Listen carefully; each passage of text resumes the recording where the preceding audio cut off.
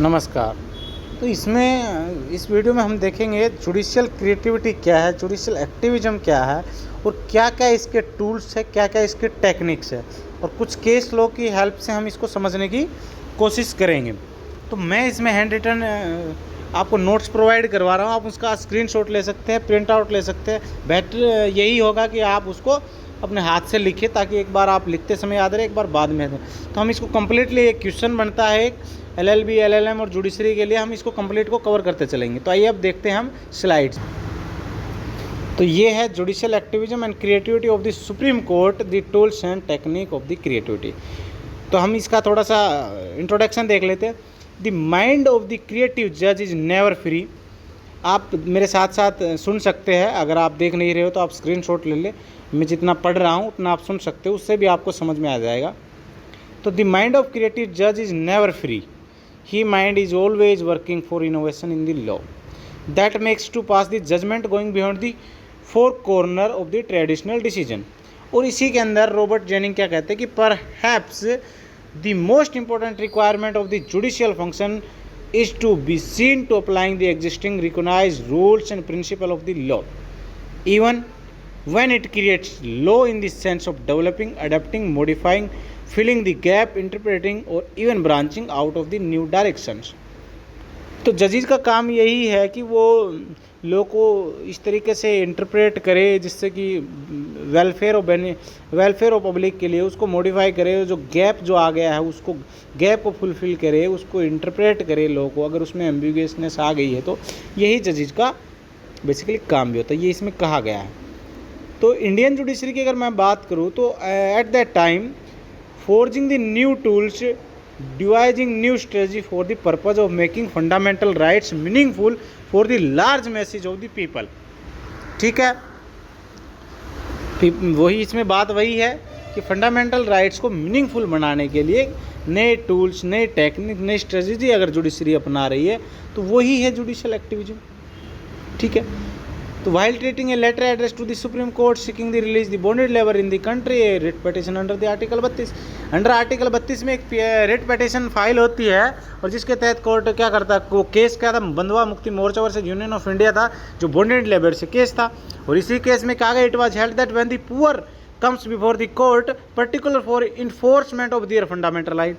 अगर कोई गरीब आदमी कोर्ट पहुंचता है अपने फंडामेंटल राइट्स के वायलेशन पर उसको इन्फोर्स कराने के लिए, तो कोर्ट की ये ज़रूरत है, कोर्ट को ये ज़रूरी है कि कोर्ट उसको जस्टिस प्रोवाइड करवाए। ठीक है, अब judiciary has invented novel form of the action to provide relief to the poor, और अंडर प्रिविलेज्ड और downtrodden section of the society. Epistolary jurisdiction allow the access to the justice of the poor and weaker section of the society. The court entertains a letter writ petition ignoring the all procedural norm and the technique। अब letter ये बिल्कुल कहा गया है कि letter भी एक PIL की तरह ट्रीट किया जाता है। अगर आप कोर्ट नहीं पहुंच सकते आप लेटर भेजिए कोर्ट के पास। और the epistolary jurisdiction is a new strategy adopted by the judiciary for protection of the human rights of the vulnerable section of the society.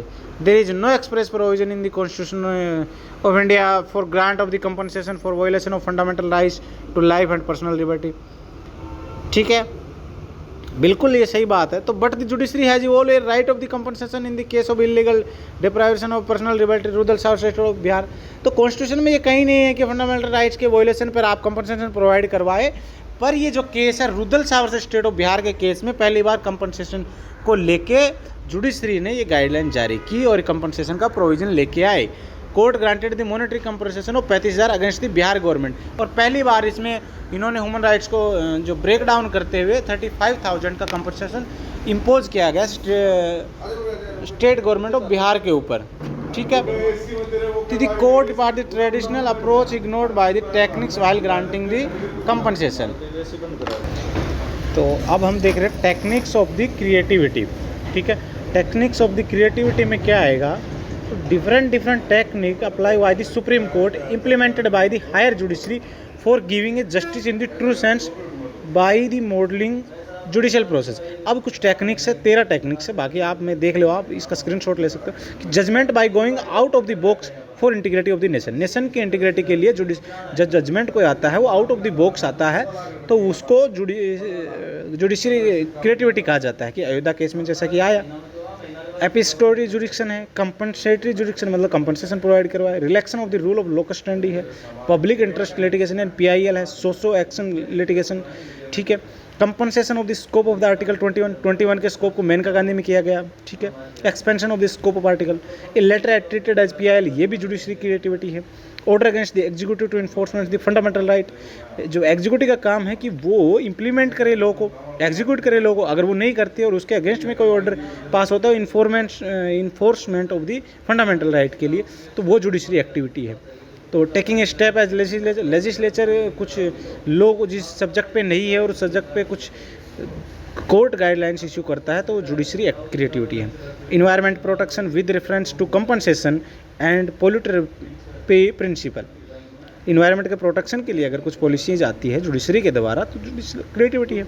Rule of the absolute liability and strict liability का जो provision है वो है। Writ जुडिक्शन जो article 32-226 में है supreme court high court में, वो भी है। Issue of the guidelines in the field where the law is not enacted for the existing law is unable to the provide remedy, ठीक है। इसमें Vishakha versus state of Rajasthan का केस है, DK Basu versus state of Bengal का case है, और उसके साथ में अगर ले तो सुनील बत्रा वर्सेस दिल्ली एडमिनिस्ट्रेशन का केस है।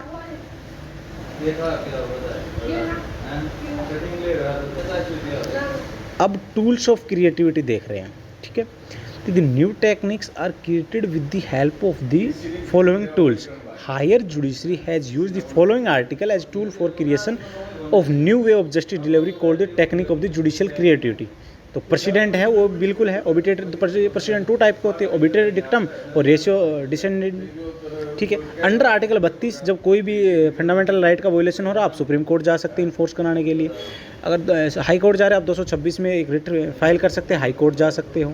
अंडर आर्टिकल 227, 141, 142, 136 जो सुप्रीम कोर्ट्स के पास में पावर है। सेक्शन 134, 144, 482 ऑफ CRPC है, वो भी जो इसकी एक क्रिएटिविटी है।